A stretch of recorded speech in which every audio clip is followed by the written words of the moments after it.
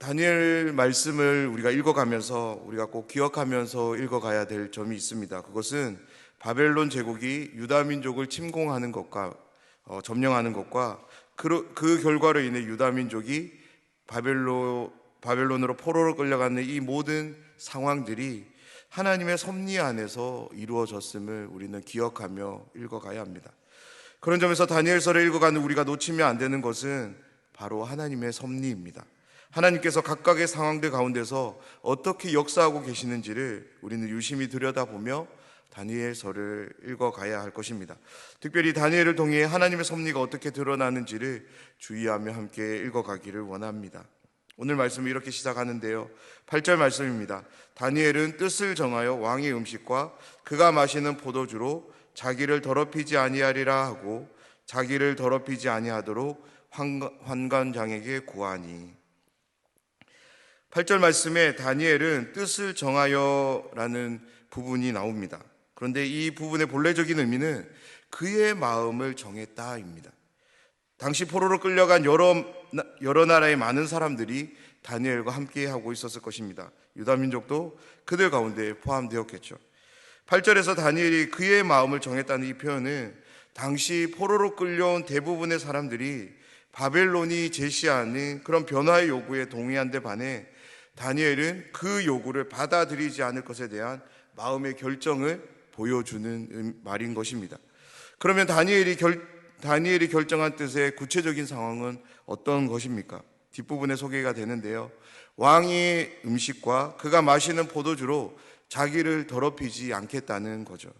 여기서 더럽히다라는 이 단어는 거룩함을 상실하게 되는 부정함을 의미하는 단어입니다. 즉 다니엘은 왕의 음식을 먹고 포도주를 마시는 결과 자신이 부정해지기에 그것을 하지 않겠다는 의미인데요, 그렇다면 왕의 음식과 포도주가 도대체 어떻게 주어지길래 다니엘은 이렇게 말하고 있는 것일까요? 고대 사회에서 왕의 음식과 포도주는 제사에 사용된 후에 제공되었다고 합니다. 바벨론이 섬기는 신인 마르둑에게 제사를 지낸 후 이 음식들이 주어졌다는 거죠. 쉽게 이야기해서 왕의 음식과 포도주는 바로 우상에게 바쳐진 제물이었습니다. 왕의 음식과 포도주가 이렇게 제공된다는 것을 알고 있었던 다니엘은 이와 같은 마음을 결정할 수밖에 없었던 거죠. 또한 고대 사회에서 왕의 음식을 먹는다는 것은 왕과 언약을 체결하는 의미가 있었다고 합니다. 즉 왕이 제공하는 음식을 먹는 것은 내가 이제부터 왕에게 충성을 다짐하겠다는 그런 긍정의 표현이었습니다. 다니엘이 왕의 음식을 거절한 것은 다니엘 자신에게 있어서 충성을 보일 뿐 오직 한 분밖에 없었기 때문입니다. 바로 하나님을 향하는 충성, 그 믿음을 지키기 위해 다니엘은 이 음식, 이 포도주를 거절한 것입니다. 자신이 사랑하는 율법, 그 율법의 요구에 순종하기 위해, 정결함을 유지하기 위해 다니엘은 왕의 음식을 거절합니다. 하나님을 향한 온전한 신앙을 지켜가기 위해 왕의 음식을 거절하기로 뜻을 정한 다니엘은 그냥 가만히 있지 않고 한 가지 행동을 하는데요, 그는 환관장에게 자신이 결정한 마음이 무엇인지를 당당하게 이야기합니다. 8절 말씀을 다시 한번 우리가 읽어보면 이 말씀은 정말 이해할 수 없는 말씀입니다. 왜냐하면 다니엘은 포로로 잡혀온 상태이고 포로이기에 바벨론이 제시하는 모든 상황에서 자유로울 수 있는 사람이 아닙니다. 더군다나 환관장은 느부갓네살 왕, 그 왕의 어명을 받아 말을 전하는 사람이기에 포로된 입장에서 왕을 대신하는 사람에게 무언가를 요구하는 것은 정말 이제 가당찮은 일이기 때문입니다. 그런데 이제 9절부터 시작되는 말씀을 보면 이 다니엘이 이렇게 이야기할 수 있었던 그런 이유에 대한 실마리가 풀리는데 9절 말씀입니다. 하나님이 다니엘로 하여금 환관장에게 은혜와 긍휼을 얻게 하신지라. 아멘. 바로 하나님의 섭리의 역사가 함께함을 다니엘은 믿고 있었고 그 역사를 바라봤기 때문에 다니엘은 그렇게 당당하게 요구할 수 있었던 것입니다. 정말 이제 다니엘의 믿음처럼 하나님의 섭리가 다니엘에게 우호적일 리 없는 그 환관장에게 함께하는 것을 말씀은 우리에게 보여주는데요, 그 결과는 어떻습니까? 다니엘은 환관장으로부터 은혜와 긍휼을 얻게 됩니다. 10절 말씀은 환관장이 다니엘의 말을 듣고 난 후 자신의 처지가 곤란하게 되었음을 상기시키며 이야기하는 것을 보게 되는데요. 이 상황을 우리가 한번 상상해 보면 좋겠습니다. 환관장은 다니엘을 함부로 대해도 되는 사람입니다. 더 정확하게 말하자면 다니엘은 환관장의 말을 철저하게 들어야 했습니다. 특별히 왕의 말로 전해지는 모든 말들에 그 어떤 불순종은 용납될 수 없었습니다. 그런데 말씀을 보면 주객이 전도된 상황처럼 다가옵니다. 자신의 입장이 곤란하니까 제발 자신이 시키는 대로 해달라는 그런 간청으로 보입니다. 사랑하는 여러분, 오늘 말씀의 이 상황이 어떻게 일어날 수 있을까요? 다니엘은 포로로 바벨론에 끌려온 사람입니다. 그런 다니엘이 환관장에게 무엇인가를 떳떳하게 요구할 수 있을까요? 도대체 무엇 때문에 환관장은 쩔쩔매며 그의 요구, 다니엘의 요구에 답을 해야 되는 것일까요? 하나님의 섭리의 결과임을 믿습니다. 그렇습니다. 모든 것을 통치하시며 다스리시는 하나님, 그분께서 펼치시는 섭리라면 모든 것을 합력하여 선을 이루게 하실 줄 믿습니다. 이 말도 안 되는 모든 상황은 바로 하나님의 섭리가 다니엘과 함께하고 있기 때문인 줄 믿습니다. 자신의 위태로움을 이야기하며 간청하고 있는 이 환관장을 향해 다니엘의 말이 이어지는데요. 12절 13절 말씀입니다. 청하오니 당신의 종들을 열흘 동안 시험하여 채식을 주어 먹게 하고 물을 주어 마시게 한 후에 당신 앞에서 우리의 얼굴과 왕의 음식을 먹는 소년들의 얼굴을 비교하여 보아서 당신이 보는 대로 종들에게 행하소서 하며. 아멘. 다니엘의 요청이 무엇이냐면 자신들을 한번 시험해 보라는 것입니다. 어떤 시험입니까? 열흘 동안 자신들에게는 채식과 물만 주고 자신들을 왕의 음식과 포도주를 먹은 소년들의 얼굴과 한번 비교해 보라는 것입니다. 다니엘의 말을 들은 환관장은 열흘 동안 시험을 해봅니다. 그 결과에 대해서 15절은 이렇게 말씀하는데요. 열흘 후에 그들의 얼굴이 더욱 아름답고 살이 더욱 윤택하여 왕의 음식을 먹는 다른 소년들보다 더 좋아 보인지라. 아멘. 다니엘과 세 친구의 얼굴이 왕의 음식을 먹는 다른 소년들보다 더욱 아름답고 살이 더욱 윤택했다라고 말합니다. 더욱 좋아 보였다고 말합니다. 이 말씀을 인용해서 육식보다 채식이 더 건강하다고 말을 하는 사람들이 있습니다. 물론 그럴 수 있는데요. 다니엘과 세 친구들이 왕의 음식을 먹은 소년들보다 더 아름답고 살이 더욱 윤택해 보인 것은 결코 음식 때문이 아닙니다. 바로 하나님의 섭리의 결과입니다. 하나님이 베푸신 은혜의 산물인 거죠. 하나님의 섭리의 결과를 경험한 환관장은 안도의 한숨을 내쉬게 되고 그 결과로 인해 환관장은 이제 거리낌 없이 다니엘과 세 친구에게 지정된 음식과 포도주를 제외한 채식만을 주어 먹게 할 수 있었습니다. 사랑하는 여러분, 여기서 우리가 기억해야 될 영적 진리가 있습니다.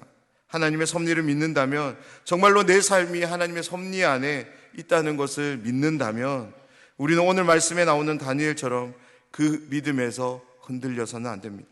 그 섭리를 바라보는 믿음, 그 믿음이 향하는 요구를 우리는 할 수 있어야 하고요. 그 요구에 대한 합당한 행동을 우리는 할 수 있어야 합니다. 마치 포로이지만 하나님이 자신에게 주시는 그 감동을 따라서 자신의 모든 말들을, 마음의 결정들을 환관장에게 했던 것처럼 우리도 그러한 삶을 살아가야 된다는 거죠. 다니엘은 하나님께서 모든 것 가운데 역사하시며 합력하여 선을 이루시는 분이심을 온전히 바라보았고, 그래서 이와 같은 행동을 할 수 있었던 것입니다. 다니엘과 함께 하신 하나님은 오늘 지금 우리와 함께하는 하나님이신 줄 믿습니다. 그 하나님을 바라보며 다니엘이 보인 믿음으로 매일을 살아가는 우리 모두가 되면 좋겠습니다. 17절부터 21절은 계속적으로 다니엘과 세 친구 가운데 함께하는 하나님의 섭리를 보여주는 말씀인데요. 17절을 보면 하나님이 다니엘과 세 친구에게 학문을 주십니다. 한글 성경에서 학문을 주신다는 번역이 조금 어색한데요. 이렇게 번역하면 더 좋을 것 같습니다. 하나님께서 이 네 소년들에게 모든 문학과 지혜의 분야에 있어 지식과 총명을 더해 주셨더라. 다니엘에 대한 이 특별한 은혜, 다니엘에게는 특별한 은혜를 한 가지 더 소개하는데, 모든 환상과 꿈들을 풀 수 있게 하셨다라고 말씀은 오늘 우리에게 소개하고 있습니다. 마침내 기한이 찼고 환관장은 다니엘과 세 친구들을 왕 앞에 데려갑니다. 20절 말씀인데요. 왕이 그들에게 모든 일을 묻는 중에 그 지혜와 총명이 온나라 박수와 술객보다 10배나 나온 줄을 아니라. 아멘. 하나님의 섭리를 통해 주어진 은혜, 그 은혜로 인해서 다니엘과 세 친구의 지혜와 총명은 바벨론 온 나라 박수와 술객보다 10배나, 여기서 10배는 정확히 10배의 의미라기보다는 월등하게 비교할 수 없을 만큼 압도적인 것을 보이는 의미상의 수치입니다. 다시 말해서 지혜와 총명에 있어서 바벨론과 세 친구는 온 땅에 견줄 만한 그런 사람이 없다라는 것을 왕이 알게 되었다는 말씀입니다.